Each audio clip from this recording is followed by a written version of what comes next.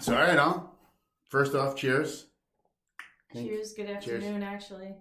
Afternoon. She's afternoon it. Afternoon, pick me up. This is my lovely wife, Pina. Nice. You've heard about her, the infamous. You've heard about her on the podcast before, but you've never met her. So, hi, wifey. Hi. Hey. Robbie. Hey, there she is. How you doing today? I'm great. How are you? See, it's all right. She's trying. Rainy, lazy Sunday, but it's okay. It's good to have those every now and then. So today's topic, everybody, we're going to talk about body image. And I'm going to call her out real quick because she was super nervous about this podcast, about being on a podcast, about being on a video. Yeah. So she had to go change, and had to do her hair, and had to do her makeup because she was worried about it. First time on YouTube, though. I gotta. So she was worried about it. So somewhat decent. No? She had to be somewhat decent. So it's a lazy day. It's a lazy day, but had to get out of my sweatpants. She had to fit the part. So let's talk about body image real quick and how we portray ourselves in our minds versus what the environment and what the environment sees, what we see on the environment right now, and how that affects us in our daily lives, and how that affects us as to how we portray our body image to ourselves. So we wanted to get Pina involved in this one, and Mike and Ashley are going to do a follow-up on the second part of this podcast, part number 2, and then reeling back in part number 3. All 4 of us are going to come together on that. So what's that? It's exciting. It's exciting. It's very exciting. So let's talk about it. Let's talk about body image, and let's talk about what we see in the environment, which affects us mentally as to how we portray ourselves with our body image. I'm going to let you go first. So, what are some of the things that influence your self-image and body image? What would you say they are? Well, right now it's probably Instagram and social media. Growing up, we didn't have that. I won't tell you how old I am, but growing up, we didn't have Facebook, Instagram, and I follow a bunch of these people that have millions of followers, and they're all these athletes and trainers out there, coaches, and if they look amazing, which they usually do because that's their job, that's their life, and I'm looking at them and I'm wondering, how can I get my ass to look like that? And always self-conscious about how I look and wanting to look like those people there on Instagram. So that's a great portion of it, is social image. Social image, right now, social media having that big influence. Now, the majority of what I say to her all the time is, listen, you're not an Instagram influencer. You're a mom of 2 and an attorney. She's an attorney. She's a successful attorney.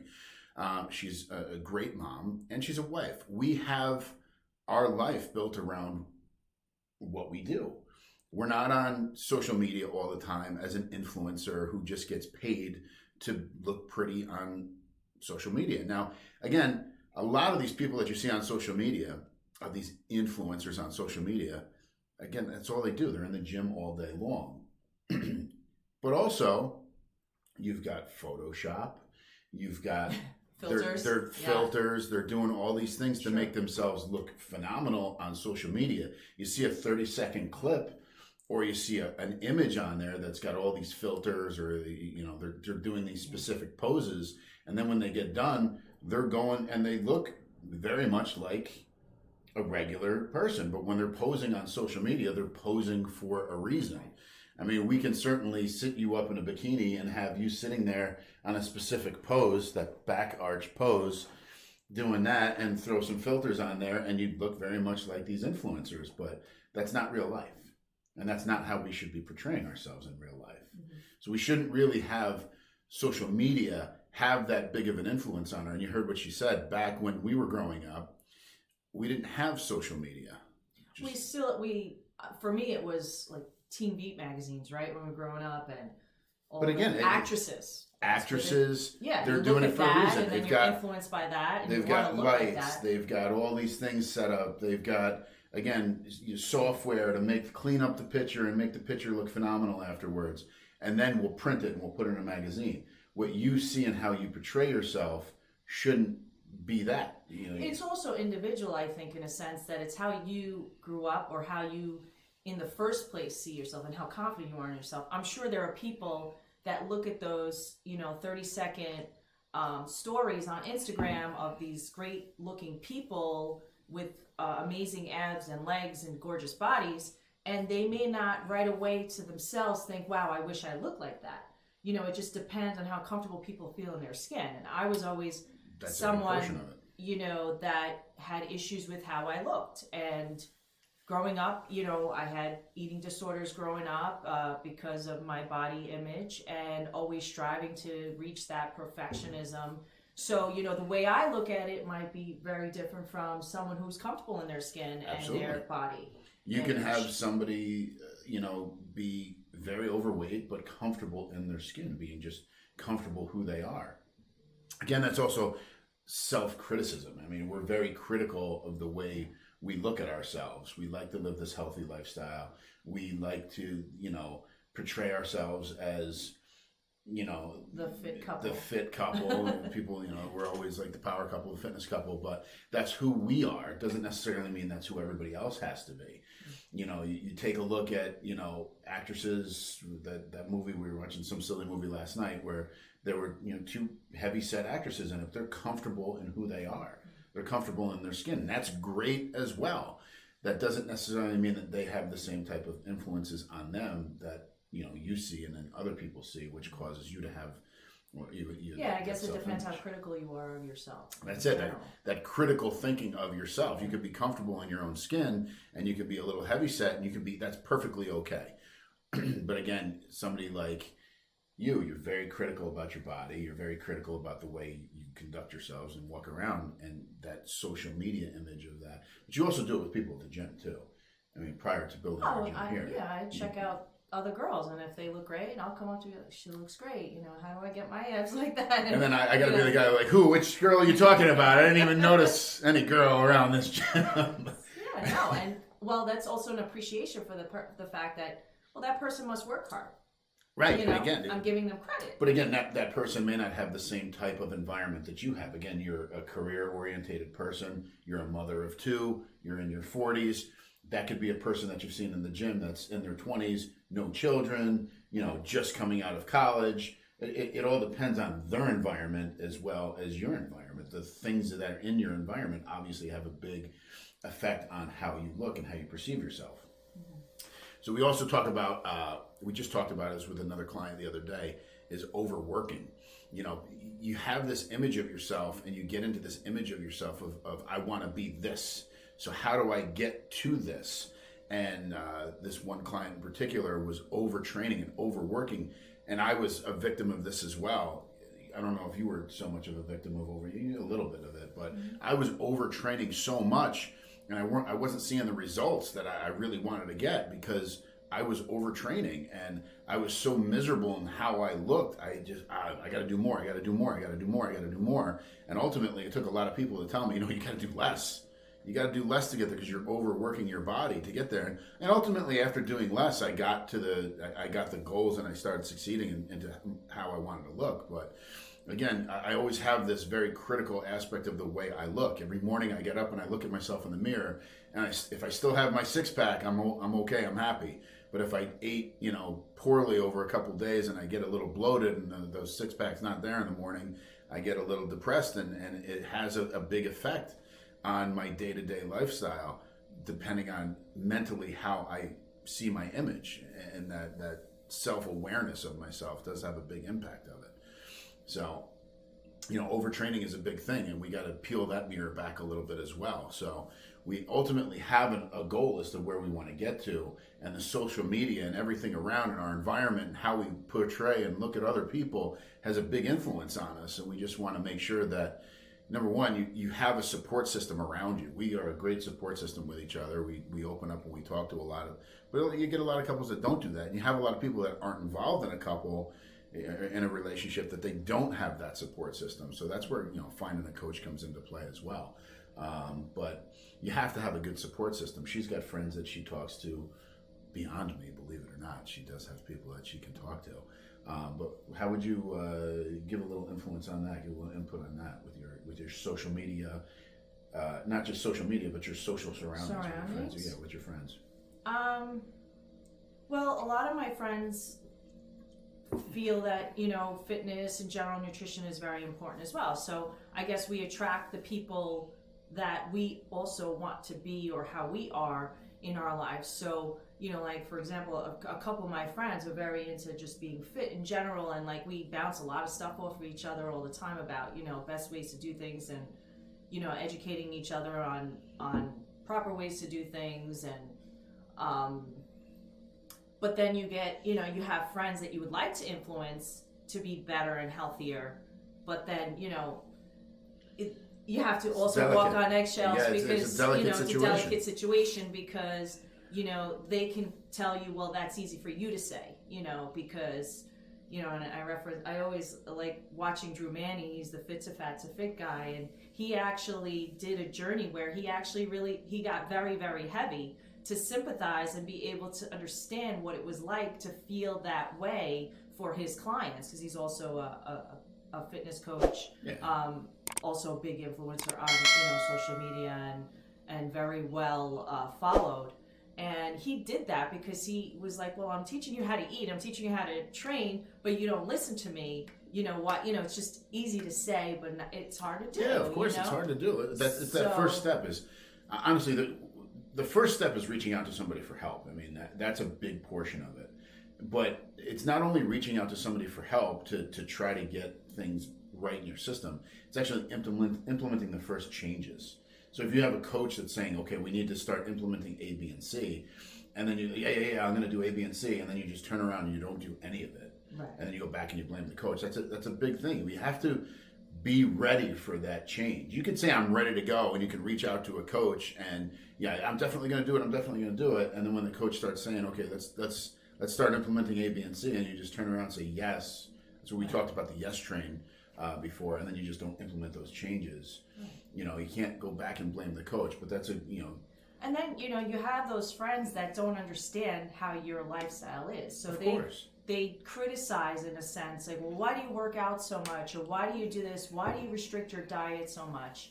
But they don't understand that. So it's a little, you know, it's hard to deal with that situation where, well, this is what's right for me. You may not see it that way. And then it's even harder when you have family members. Family members is a big portion of it.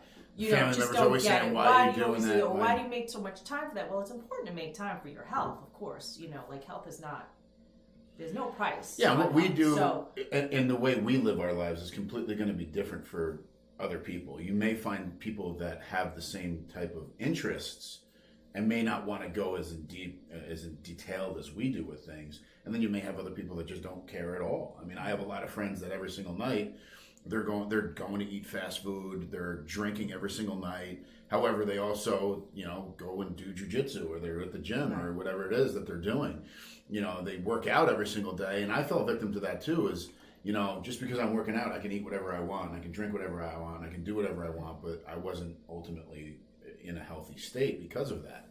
Everybody has a different environment that they have, or a different environment they want to be around. I choose. Well, what's important to them? Their priorities. Oh, that's it. That's priorities. I mean, you have priorities. Our priorities to be live the healthiest lifestyle that we could possibly do, because we have children, and we want to influence those children in a positive manner as well. Growing up, I mean, even though my mom and stepdad and everybody were involved in the gym, you know, they weren't really 100% the healthiest people because of their nutrition as well. They worked out a lot, and they were great coaches in working out. But when it came to nutrition, nobody ever really educated us on how to eat properly and how to eat the right way. You know, that came over time. And ultimately, we want to, as parents, do that differently for our children. Our children are, you know, they've got their pros and they've got their cons with it. I mean, I think with how they eat. But again, the way we portray our body image within our household has an influence on our children as well. So we want to make sure that, in my opinion, and I know she does it too, that we're not being overly critical out loud in our household about our bodies. I mean, her and I talk about it when we sit in the sauna or we're in our room, but I don't think you've ever done it where you're being overly critical of yourself in front of our daughter. No, and this is a good segue to body image in children and how we portray ourselves in front of our children. And how you mentioned growing up, I didn't get a lot of good education. I mean, at least I don't think so. And hopefully my mom, when she listens to this, she won't be upset that I'm saying this. But I mean, growing up in an Italian household, you know, pasta was a big thing in our family, and fried foods too. And now we learn that even frying in olive oil is not a good thing, because olive oil is not supposed to be under high heat, right? So, you know, and they thought that was healthy to fry in olive oil. So, you know, growing up, I don't think I got that education on nutrition, but then again, maybe that's true of a lot of our generation, maybe, because I think it's true of every wasn't generation, overly, you know, it wasn't a big deal, although my mom was always busy and athletic and wanting, you know, she was in the gym a lot too, I remember growing up. But as far as nutrition, I just didn't really know how to eat. And so hence, I mean, I don't blame my parents for the eating disorder part of my life. I think it was just, I was the first child, and I always strived to be perfect. And that was a part of how I dealt with my body image. Is I went through a period of anorexia and then bulimia. And I think it started around 18 when I was going to go off to college, and it scared me to death to go to a new school. So I think, you know, I had to get ready, you know, be this great skinny person to start a new school, to meet new people.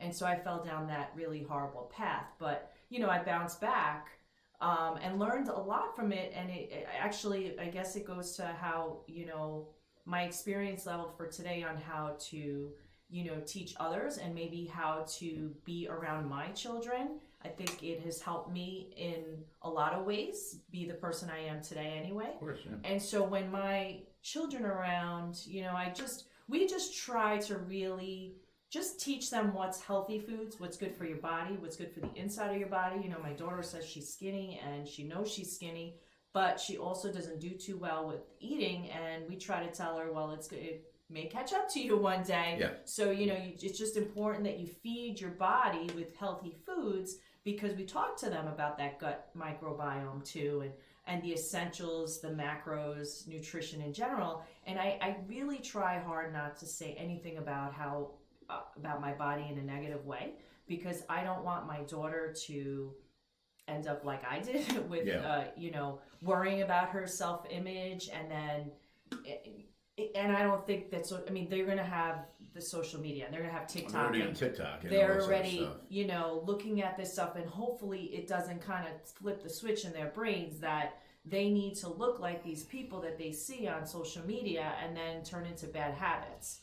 Yeah, well, that's where having a positive influence in the household comes into play. And again, we've done a lot of education over time, you know, but, you know, for the regular parents out there who haven't educated themselves on fitness or nutrition as much as we have, they may not have the proper tools to veer their children in that direction to a healthier nutrition lifestyle, or how do we get our kids who are very carb heavy or very sugar heavy away from it in a proper method, versus just saying, hey, you know, you're restricting it so much, and then you're going to have them hiding it. Because I've seen wrappers in my daughter's room of chocolate and so, and I don't want them to get to the point where they're hiding food, because we're restricting it, or we're saying it's so bad for you.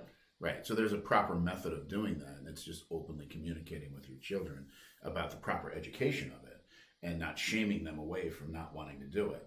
And I've heard a couple, because our daughter's involved in dance as well, and I've heard a couple of things of kids within the dance community be like, oh, I've got to keep this dancer's body. And I've heard her say things like that too. And, you know, she's little. She's only 11 years old. So, you know, to have that influence of kids on the bus or kids in the dance or this, have that environment, that pressure on them to maintain this type of body, we want to make sure that education within the household is there. So, you know, again, you find a good coach. If you need help with that, that's why, you know, we're here from Lifestyle Fitness, but also just reach out to coaches online or behavioral therapists online or something to have a support system. And again, that's what I was saying before, create a good support system around you to help deal with this stuff down the road as you go along. Even if you don't have children and you need to educate children of that, educate yourself and surround yourself with some positive people, or surround yourself with a good network of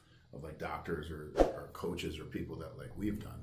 So I think that's a good segue to wrap it up. That was a great podcast. You did a good job. For your first podcast, you did a good job. I know you were nervous, but I think you did a great job. It was impromptu. So and I think didn't know what we were going to talk about. I told you what we were going to talk about.